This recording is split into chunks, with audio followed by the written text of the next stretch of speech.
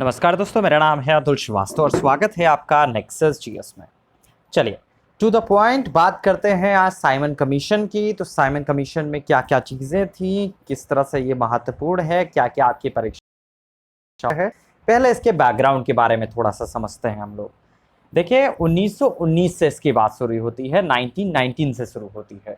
1919 के Montagu Chelmsford act में करीब 10 वर्ष पर इसकी समीक्षा हेतु एक संवैधानिक आयोग के गठन का प्रावधान था। आयोग को यह देखना था कि यह अधिनियम जो है व्यवहार में कहां तक सफल रहा तथा उत्तरदायी शासन की दिशा में कहां तक प्रगति करने की स्थिति में है। लेकिन ब्रिटेन की जो कंजर्वेटिव सरकार थी उसने इसकी समीक्षा हेतु 2 वर्ष पूर्व ही नवंबर 1927 में साइमन कमीशन की नियुक्ति कर दी। जॉन साइमन की अध्यक्षता में गठित इस आयोग में कुल 7 सदस्य थे, 7। चूंकि इसमें सभी जो सदस्य थे अंग्रेज थे तो ऑब्वियस सी बात है कि प्रॉब्लम होनी ही थी। तो इसलिए कोई भी इसमें जब भारतीय सदस्य नहीं था तो भारतीयों ने इसे श्वेत कमीशन कहकर इसका बहिष्कार और विरोध कर दिया। साइमन कमीशन जो है 3 फरवरी 1928 को बंबई पहुंचा था। अब ये किसके सुझावों पर इसमें आपका भारतीयों को नहीं रखा गया था, तो लॉर्ड इरविन जो था उसके सुझावों पर भारतीयों को साइमन कमीशन से बाहर रखा गया था। इसमें 1919 वाला पॉइंट भी बार बार पूछा जाता है। 1919 के अधिनियम के कार्य संचालन की जो जांच पड़ताल है उसकी करनी थी और उसको आवश्यक होने पर भावी सुधारों को प्रस्तावित करना था। और इसी उद्देश्य से नवंबर 1927 में साइमन कमीशन का गठन किया गया।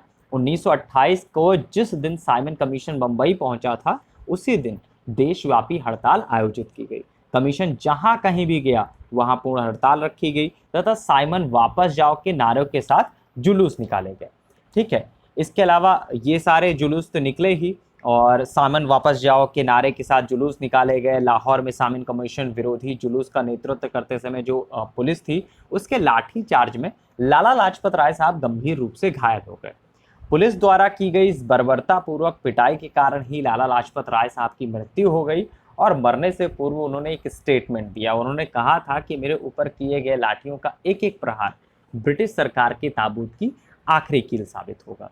तो इनको पंजाब केसरी की उपाधि भी दी गई थी। जो आपका लाला लाजपत राय साहब थे तो इनको पंजाब केसरी की उपाधि भी दी गई थी। इसके अलावा नेहरू रिपोर्ट के बारे में इसी में हम लोग डिस्कस कर लेते हैं। तो साइमन कमीशन के ही प्रत्युत्तर में नेहरू रिपोर्ट तैयार की गई थी 1928 में। इसमें भारत के नए डोमिनियन संविधान का खाका था। इसे तैयार करने वाली जो सर्वदलीय समिति थी उसके अध्यक्ष थे मोतीलाल नेहरू साहब। जवाहरलाल नेहरू इसके सचिव थे। 2 मुस्लिमों सहित कुल अन्य 9 लोग थे इस समिति के सदस्यों में। अब बात करते हैं क्या क्या क्वेश्चन जो हैं वो आपका साइमन कमीशन से पूछे जाते हैं, क्योंकि ये टू द पॉइंट है। टॉपिक का नाम है टू द पॉइंट, तो इसमें हम लोग उन्हीं चीज़ों पर डिस्कस करेंगे जहाँ से क्वेश्चन जो है वो पुट ऑन होते हैं, एग्जामिनेशन में पूछे जाते हैं। तो एक खाका आप लोगों ने समझ लिया एग्जैक्टली साइमन कमीशन क्या था। शॉर्ट में हम लोगों ने समझाने की कोशिश की इस चीज़ को कि जितना कम से कम इस चीज़ के बारे में बात हो और बेहतरीन ढंग से आपको सारे के सारे जो क्वेश्चंस हैं साइमन कमीशन से जो पूछे जाते हैं तो वो आपको पता चल जाए। जैसे साइमन कमीशन भारत किस वर्ष आया था, तो ठीक है 1928 में आया था, जैसे मैंने अपने लेक्चर में अभी बताया आप लोगों को। भारतीयों ने साइमन कमीशन का बहिष्कार क्यों किया था, तो ऑब्वियस सी बात है इसमें कोई भी भारतीय नहीं था, इस वजह से साइमन कमीशन का बहिष्कार किया गया। किसके सुझावों पर भारतीयों को साइमन कमीशन से बाहर रखा गया, तो लॉर्ड इरविन के सुझाव थे जिनकी वजह से भारत को इससे बाहर रखा गया। इसके अलावा एक स्टेटमेंट है लाला लाजपत राय साहब के बारे में कि मेरे ऊपर पुलिस द्वारा जो लाठी चार्ज किया गया है, मेरे ऊपर किए गए लाठियों का एक एक प्रहार ब्रिटिश सरकार के ताबूत की आखिरी कील साबित होगा। तो ये स्टेटमेंट था, ये लाला लाजपत राय साहब का था। इनको पंजाब केसरी की उपाधि दी गई थी। तो नेहरू रिपोर्ट किसके द्वारा तैयार की गई थी, ये क्वेश्चन पूछा जाता है, तो एमएल नेहरू साहब द्वारा तैयार की गई थी।